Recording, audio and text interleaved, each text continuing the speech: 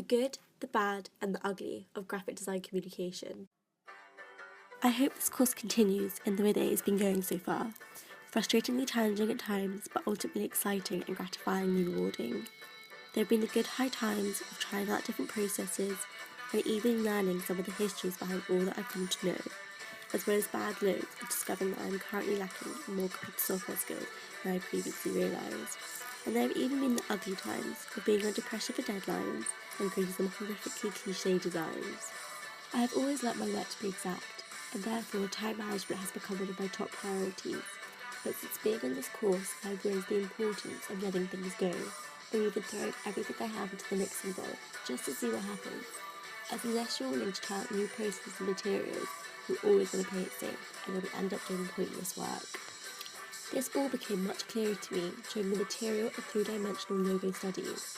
Through that project, as well as through the selection of workshops that I have been lucky enough to partake in, it's become clear that wondrous facilities are open to us for all of our users, and if you're not willing to take a risk and full advantage of them, you're only letting your design down, but also yourself, or wasn't living up to your potential, as practice of these vital skills will only help the mix of things run smooth.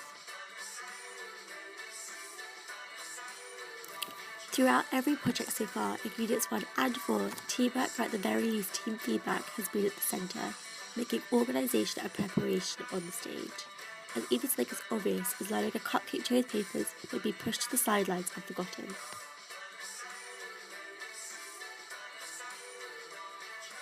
And yes, sometimes you have to think back and you're struggling with scoping for ideas or a direction to go in, but that's all part of the process and will continue in my later practice of graphic design.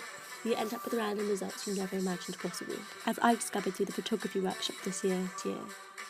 Then the deadline hits you, as it did for this project, and you hear the tick-tock of the clock and you know it's time for you to buckle down and produce.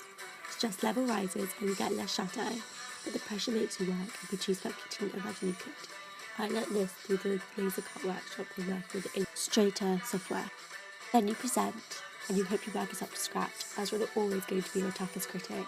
But ultimately you know you're going to get the feedback you need to become a better communicator, whether it be good, bad or ugly. Sometimes you have to go back and look at a different pathway, and it feels like your teeth is starting all over again. Your arms are getting weak from mixing all of your ingredients into over hundreds of arrows. All your thoughts have become a bit of a mess and all over the kitchen counter. But you see it differently now. From this little detour, letting your designs mature and progress, your mixture once again becomes smooth.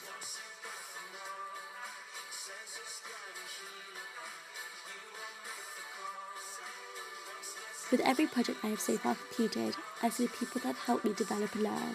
Community is forming full of creativity, and whilst group work doesn't always go to plan, vitally honest opinions all around. This necessity opens you up to each other's knowledge and experiences, preparing us for working teams in our future careers, as well as life.